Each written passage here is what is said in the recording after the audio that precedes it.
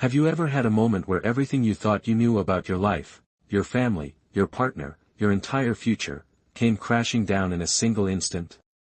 It's something we all fear, but we never truly believe it could happen to us. The idea that everything you've worked so hard to build could just unravel with a few simple words. I thought I was living the dream. We had it all, the house, the kids, the vacations. On the surface, it looked like we were the perfect couple. I never imagined that what I thought was a marriage built on trust, love, and partnership was hiding something far darker. And then came that night, the night that changed everything. I was setting the table for our anniversary dinner, my hands shaking slightly as I placed the silverware down, trying to make everything perfect. It was supposed to be a night to celebrate our years together. The candles were lit, the wine was poured, and everything seemed right. But in that moment, I had no idea how wrong I was. As I walked into the living room, expecting to see the man I had spent so many years with, he looked at me and said, without hesitation, "I want a divorce." My world stopped. How could he say that? Why? What had happened to the man I married? The man I thought I knew?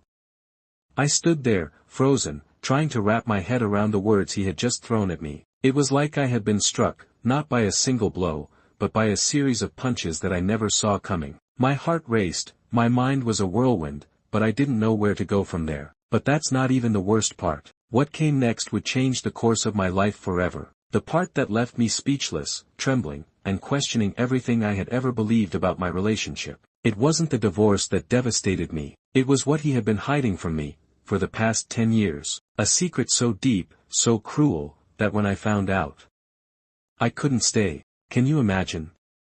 The person you trusted the most, your partner, your best friend, keeping something from you that could destroy everything? I had to ask myself, how well do we really know the people we choose to share our lives with? What was it that he had hidden? And why had it taken me all these years to uncover the truth? Stay with me, because this isn't just about a divorce. This is about betrayal on a level so shocking that it made me question every moment, every memory, I had shared with him. And the worst part? It wasn't the lies he told me, it was the truth I was about to find out, something so earth-shattering, so painful, that I had no choice but to walk away. But the secret I discovered would haunt me for the rest of my life. I was young, carefree, and full of dreams when I met him. It wasn't anything special at first. We met in a coffee shop, a simple moment where our eyes locked across the room. But even then, I felt something I couldn't explain. He had this presence. He wasn't loud, but he commanded attention without saying a word. I remember thinking, he's the kind of man who knows exactly what he wants. And that was the man I wanted. He was charming, confident, and had a life all figured out. He was everything I thought I wanted, a man who knew how to get what he wanted. And I admired that. At first, I didn't know much about him, just that he was good-looking, intelligent, and had this quiet charisma. He didn't need to brag. People just noticed him. We started talking, and before I knew it, we were inseparable. It didn't take long for us to fall in love. The kind of love that feels electric, like nothing could ever go wrong. He proposed within 6 months. It felt like we'd known each other a lifetime, and when he asked me to marry him, I couldn't say yes fast enough. There was no hesitation, no doubt. He was the one. I was sure of it. Our wedding was everything I had ever dreamed of. It was extravagant, beautiful, just like the fairy tales I used to read. It felt like the whole world was celebrating us, and we were the center of attention. The perfect couple. The kind of love everyone envied. Our honeymoon was a dream, a trip to a tropical island, just the two of us, with the ocean and sand as our backdrop. We spent the days exploring the island, laughing and talking about everything and nothing. It was perfect. I remember thinking, this is what life is supposed to be like. We were building our life together. We bought our first home, a cozy little house with a white picket fence. I remember walking through the front door for the first time, the smell of fresh paint and the sound of our footsteps echoing in the empty rooms. It felt like we were starting a new chapter, just the two of us. I couldn't wait to fill it with memories. We decided to start a family shortly after, and when we brought our first baby home, it felt like we had everything we needed. We were a family now. I remember holding our baby for the first time,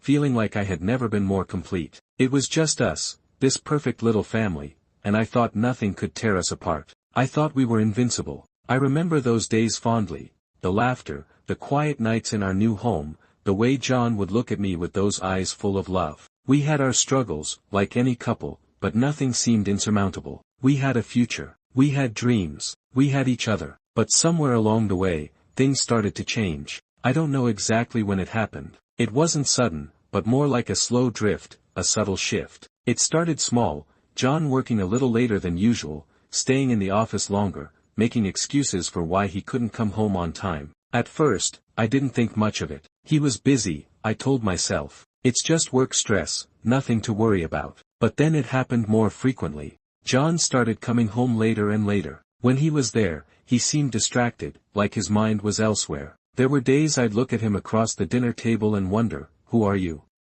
He stopped laughing at my jokes. He stopped looking at me the way he used to. The conversations became more about the logistics of life, kids, bills, work, and less about us. And when I tried to bring it up, when I asked if something was wrong, he would just brush it off, tell me I was overthinking it. I wanted to believe him. I wanted to think that I was just imagining things, that I was just being paranoid. But deep down, something felt off. The first real argument came a few months later. It was about money. It wasn't anything big, just a disagreement about a purchase, but it escalated quickly. He got angry, and I didn't understand why. That was the first time I felt the distance between us. The first time I truly felt like he wasn't there with me anymore. It wasn't just that. He'd come home late, make excuses about work dinners, late meetings with clients. He'd act distant, like he wasn't interested in talking about anything deeper. I'd watch him on his phone, his face unreadable, eyes focused on the screen. It became a routine I couldn't ignore. And still, I told myself, it's just work stress. He's probably tired. He'll snap out of it. But it didn't change.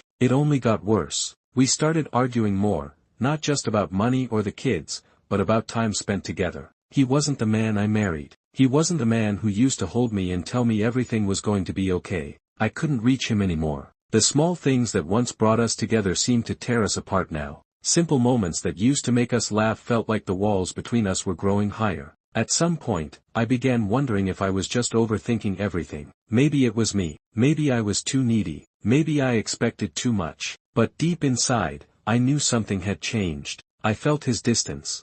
I felt his growing disinterest. And I started to wonder if, perhaps, he had already checked out long before I had even noticed. And that's when I first heard about Laura. It was just a name at first, a mention at a gathering of friends, a colleague, someone who worked with John. I didn't think much of it then, but as time went on, I started hearing more about her. More references, more mentions. And when I saw her name pop up on his phone one evening, a sinking feeling crept into my chest. But I told myself I was being ridiculous. I had no proof. He wasn't doing anything wrong. Laura's just a coworker. Stop overreacting. But I couldn't shake the feeling that something was off. It wasn't just the name that unsettled me. It was the way John acted when she was brought up. It was the way he would talk about her, casually, almost defensively. It was the way he avoided answering certain questions when I asked about her. I began to feel like I was the one being kept in the dark. And then, one day, I found the text message. The days seemed to blend together as the months passed. And with each passing day,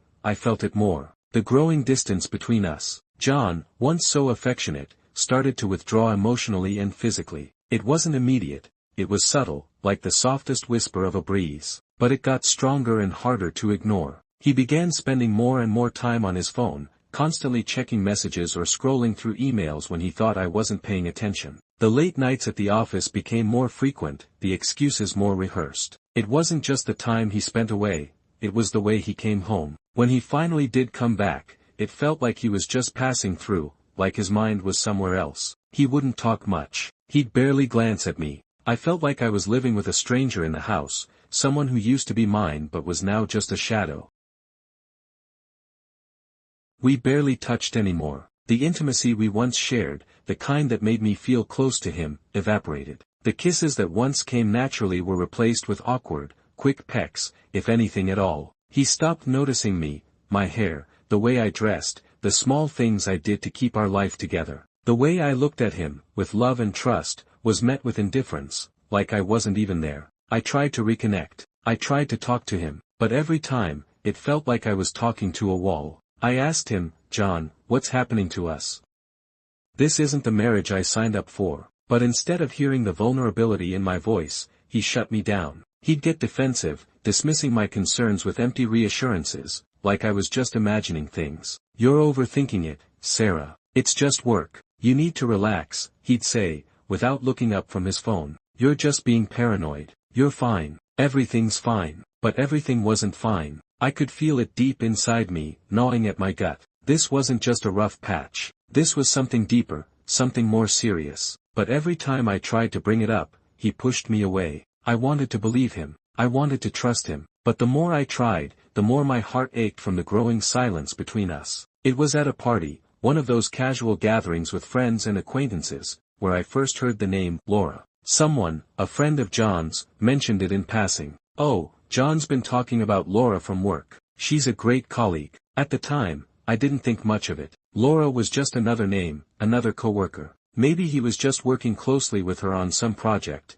Nothing to be alarmed about, I told myself. It wasn't even the first time he'd mentioned someone from work, so why should I be concerned?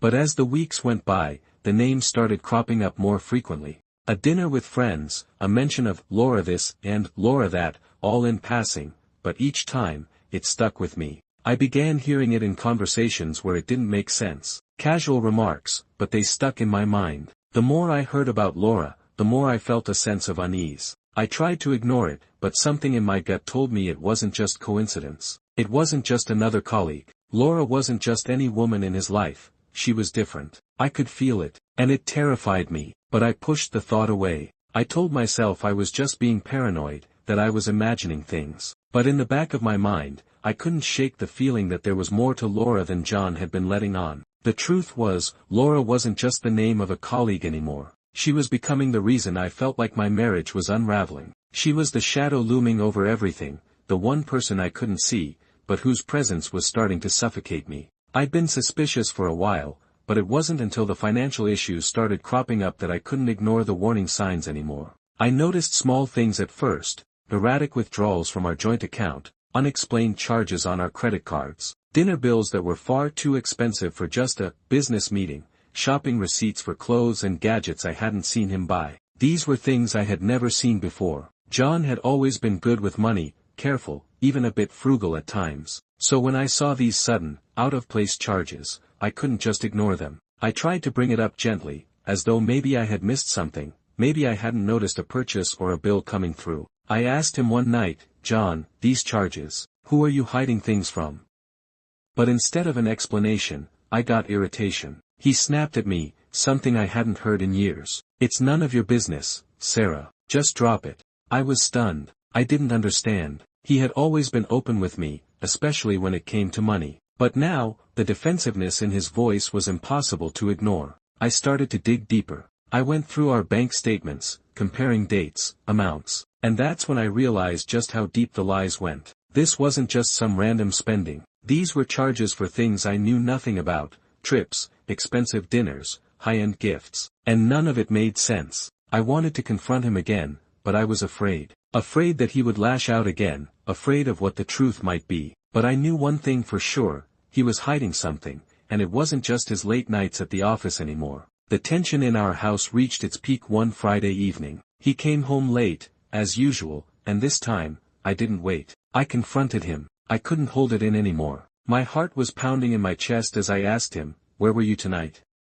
Why are you always gone? What's really going on?" He looked at me, his face cold, and muttered, "You're overreacting. You're imagining things. I'm just working. I told you this." But I couldn't ignore it anymore. This wasn't just about work. I needed to know the truth. He wasn't the man I had married. I wasn't the woman he once looked at with love. Our marriage, everything I believed in, was slipping away, and I was helpless to stop it. That night, after he went to bed, I couldn't stop myself. I grabbed his phone, unlocked it with the password I'd known for years, and began to scroll through his messages. There, right at the top, was a message from Laura. It wasn't anything overtly damning, but the tone was unmistakable. A message that began with, "Can't wait to see you tonight." It hit me like a ton of bricks. My stomach churned, my heart raced. I read it again, and then again. I couldn't breathe. This wasn't just about him being distant. This wasn't just about late nights and unexplained charges. This was an affair. He had been seeing her, and I had been the fool, sitting in my own home, blind to the truth. The morning started like any other. John had left for work earlier than usual, but something felt different today. I couldn't shake the feeling that today would be the day everything changed. I had no idea just how right I was. I had been sitting in the living room, flipping through a book, trying to distract myself from the storm of emotions swirling inside me. Then, I heard it. John's voice. But it wasn't just his usual tone, this was different. It wasn't the usual, "I'm busy, I'll be home late," voice. It was soft, intimate, almost loving. I froze. I shouldn't have eavesdropped, but curiosity gripped me in a way I couldn't explain. I followed the sound of his voice as it drifted in from the hallway. He was on the phone, speaking to someone. At first, I thought it was just a colleague, but as I listened more intently, I realized who it was. Laura. John was speaking to her in a way I had never heard before, his voice warm, his words tender. It wasn't a conversation between two coworkers. This was something deeper, more intimate. And then, my world truly began to collapse. "I miss you too," he said. "I can't wait to see you tonight. I'm counting down the minutes." My heart dropped into my stomach. Every word felt like a dagger, but it wasn't just the confession of an affair that broke me. It was what came next. Something far darker, something I had never, ever expected to hear. John's voice softened further, and I heard him say, "There's more, Sarah. I need to tell you something I should have told you a long time ago. I have a child I had before we met, and I've never told you about her." Time stopped. I couldn't breathe. The room started spinning as his words replayed in my mind. He had a child. A child. And he had kept this from me. All these years. All the moments we shared. All the trust one placed in him. It felt like I was drowning in betrayal. The man I loved, the father of my children, had been living a lie for over a decade. The betrayal was too much to bear. He had hidden a life from me, an entire family I didn't even know existed.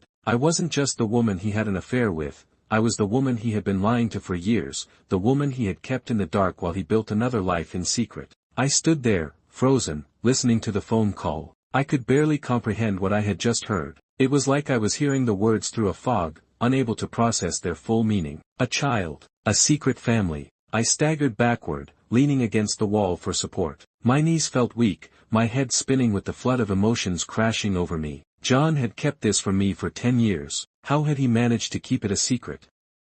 He had a daughter, a whole life he had never shared with me. And worse, I had never known. We had 2 children of our own. How could he have kept this from me for so long?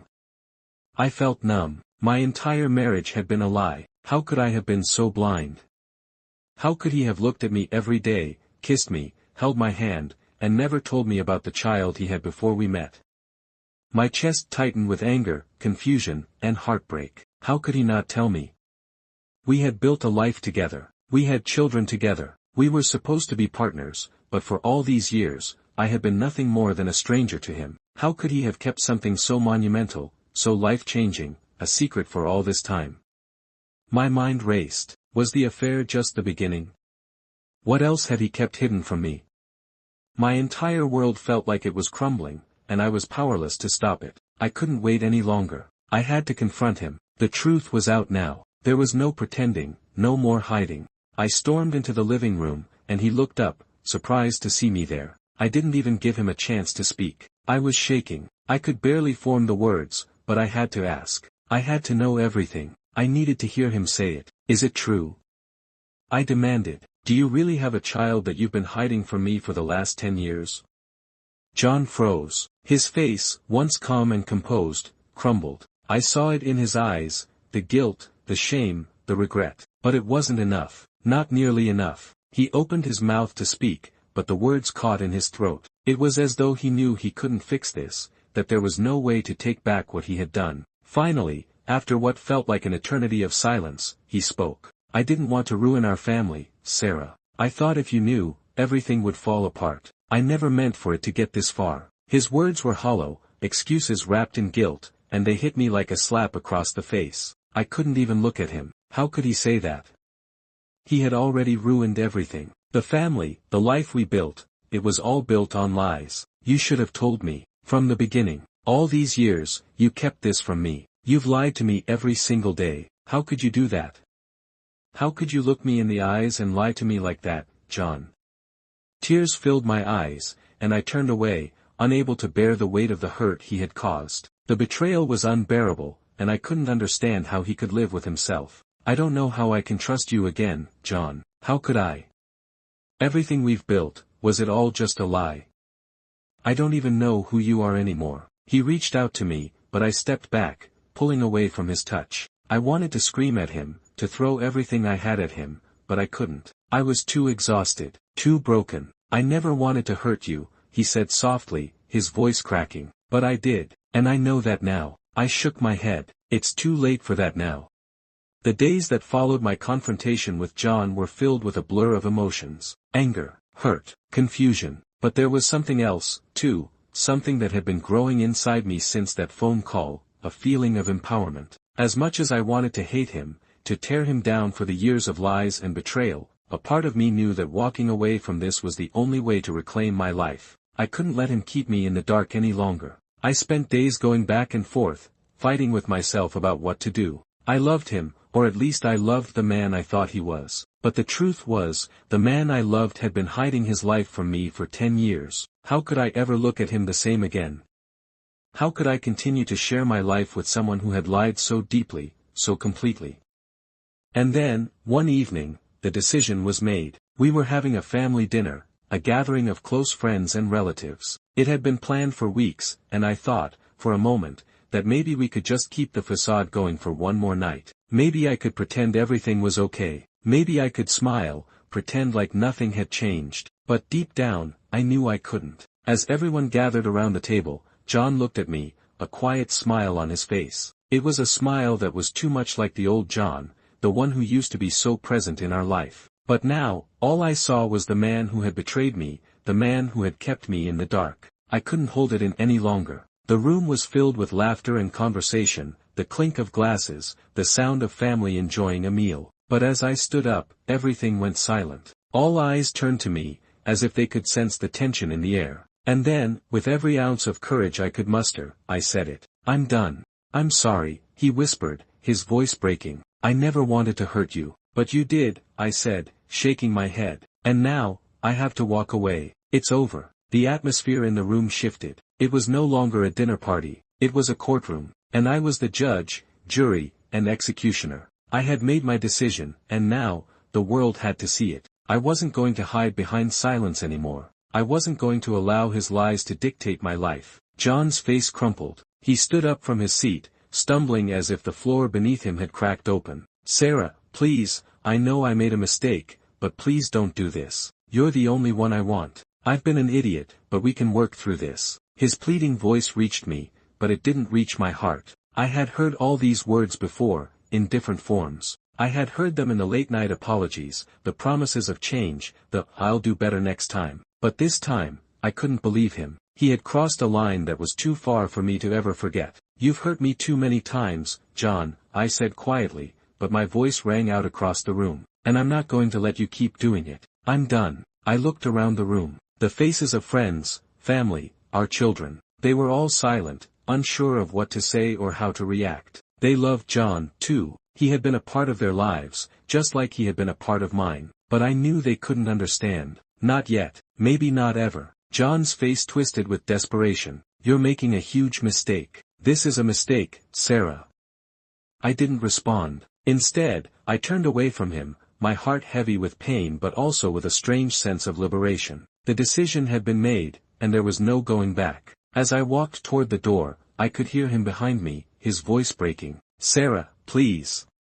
But I didn't stop. I couldn't stop. The door closed behind me, and I stepped into the night air, the weight of everything finally hitting me. But as I stood there, breathing in the cool air, I felt something I hadn't felt in so long. Freedom. I had made the hardest decision of my life, but I knew it was the right one. I had walked away from the man I once thought I could never live without, and it hurt. But I was still breathing. I was still standing. In the weeks that followed, the shock of the divorce began to wear off, but the weight of the loss still clung to me like a heavy cloak. It wasn't easy. I won't lie and say that everything was fine the moment I walked away from him. It wasn't. The pain still came in waves, each day a battle between letting go and wanting to hold on to what I thought was my life. But I knew one thing.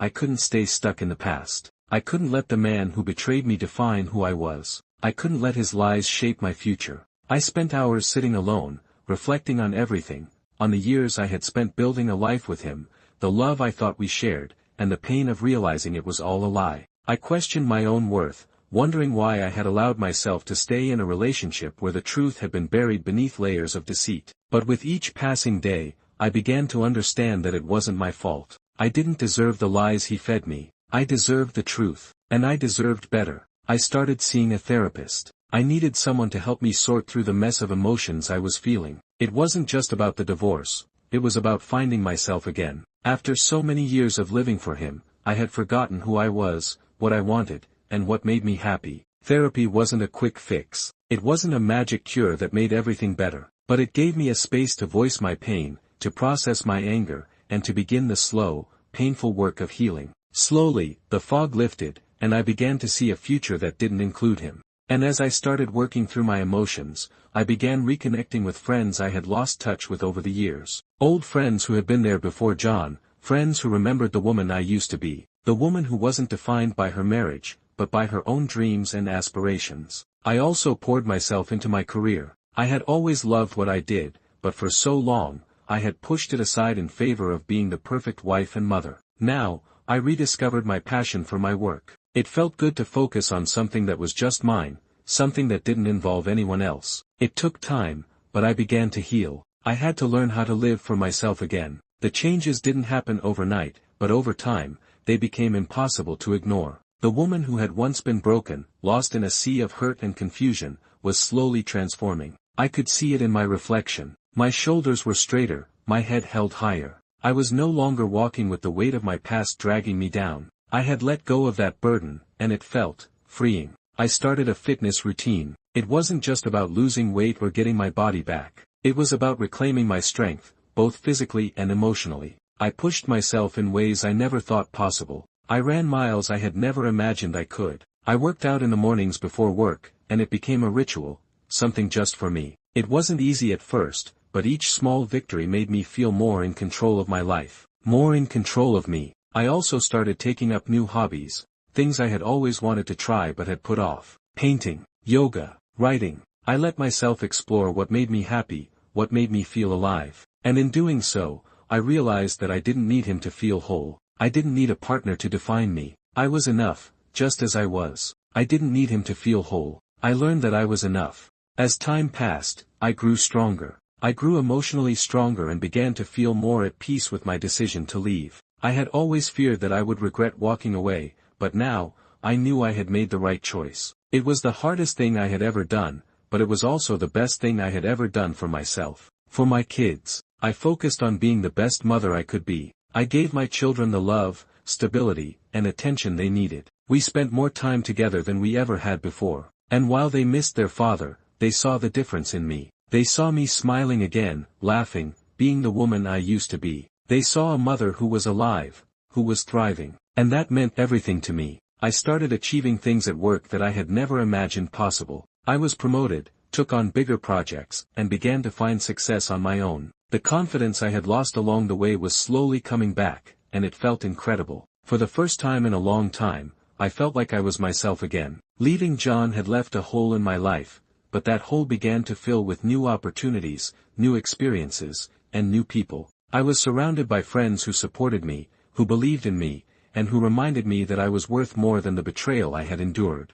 I surrounded myself with love, with positivity, with energy that helped me grow. Leaving him was the hardest thing I ever did, but it was also the best thing I could have done for myself and my kids. Sarah's journey is one of the hardest and most powerful stories of transformation I've ever witnessed. It's a journey that many of us can relate to. No matter how deep the pain, no matter how overwhelming the betrayal, she shows us that it is possible to rise above it. She was once a woman lost in the aftermath of a broken marriage, left with only the ashes of what she thought was a perfect life. But through courage, strength, and the willingness to let go, she found something far more precious, herself. It wasn't easy. It never is. The pain of a broken marriage doesn't disappear overnight. But Sarah showed us that, sometimes, letting go is the only way to truly find freedom, to find peace, to rediscover who you really are, independent, whole, and capable of creating a new life filled with love, joy, and fulfillment. We all face challenges that feel insurmountable, moments where we feel like we're drowning in a sea of betrayal,